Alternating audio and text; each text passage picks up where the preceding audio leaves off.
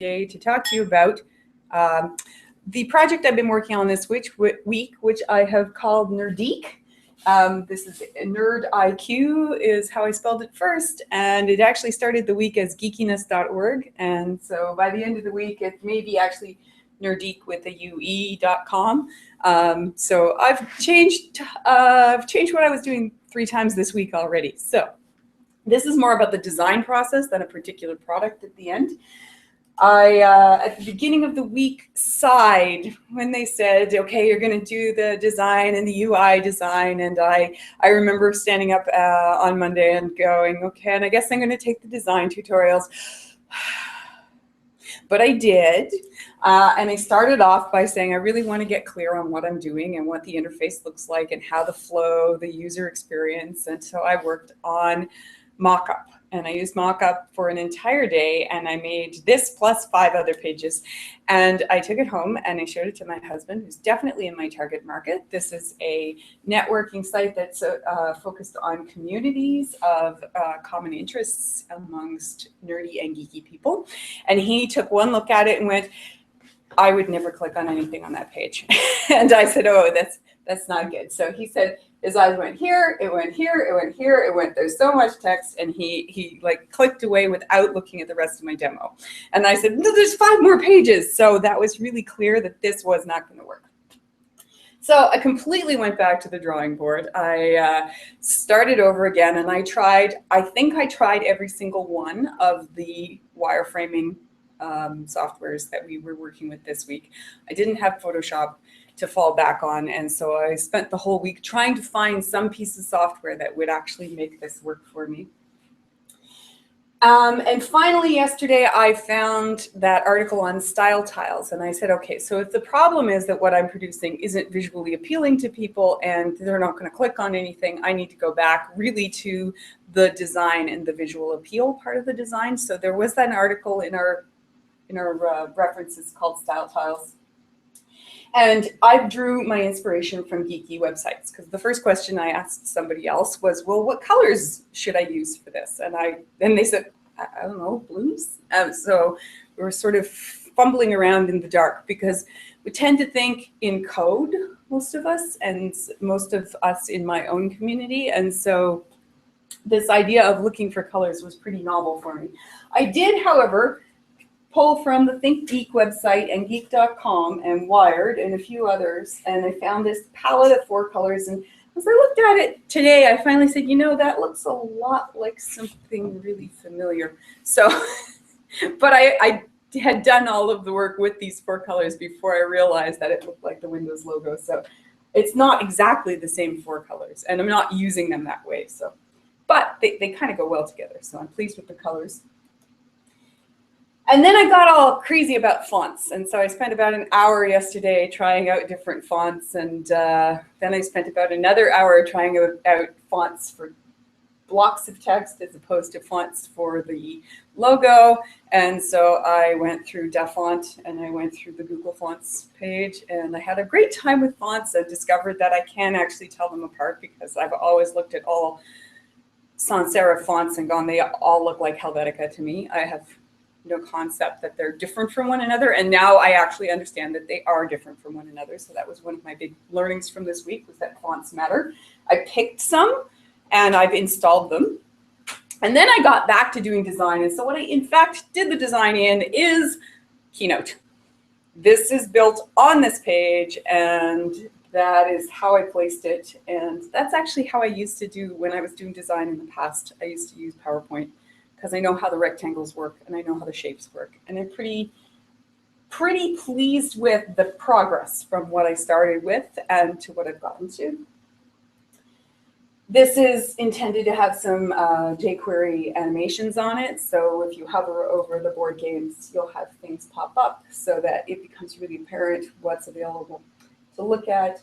I have a plan for communities really being focused rather than the individual.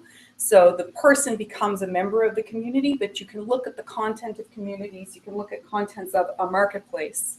So this is kind of like Etsy, but very targeted to the communities that are interested in these kinds of materials.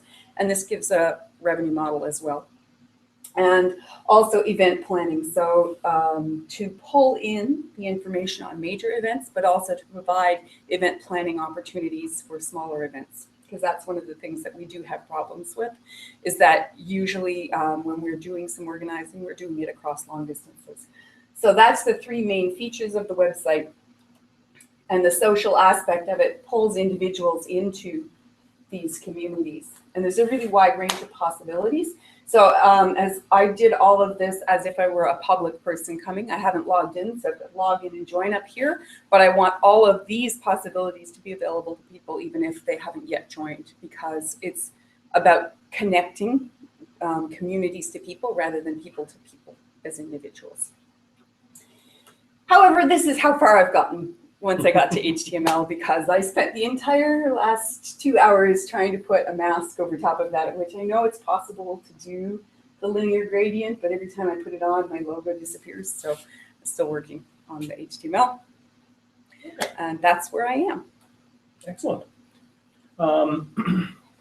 So could I just get you to touch a little bit on what maybe a couple of the pros and cons of some of the wireframing things you did look at?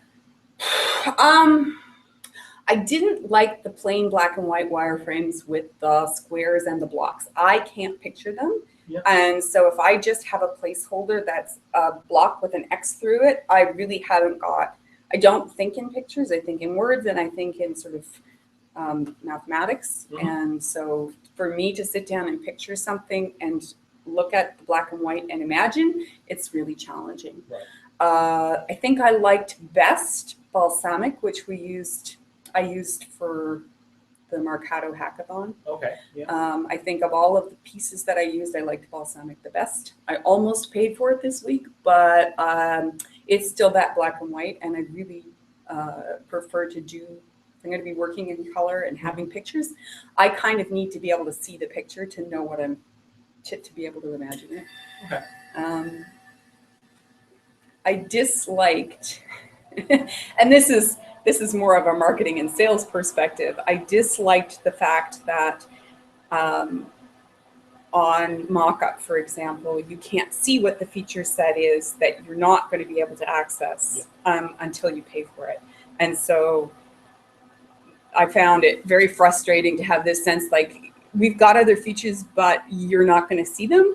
And I hit you've reached the maximum number of items in this project, and there wasn't a warning about that. And so I had invested a fair amount of time, and I wasn't finished, and I would have maybe made different choices if I'd known that that was a limit.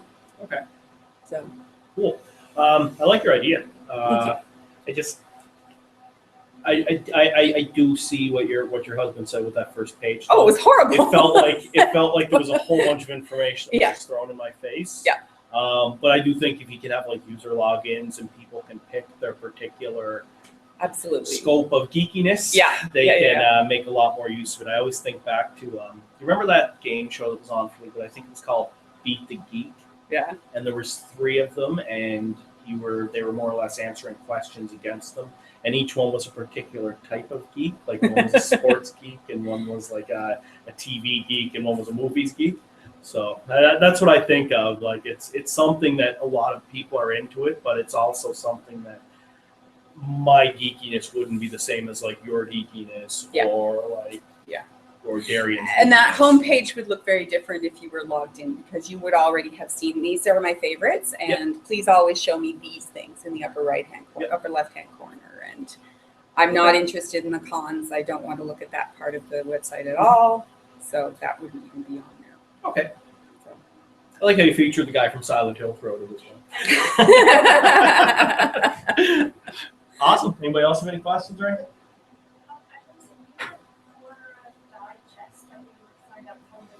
Yeah. It reminds me of that.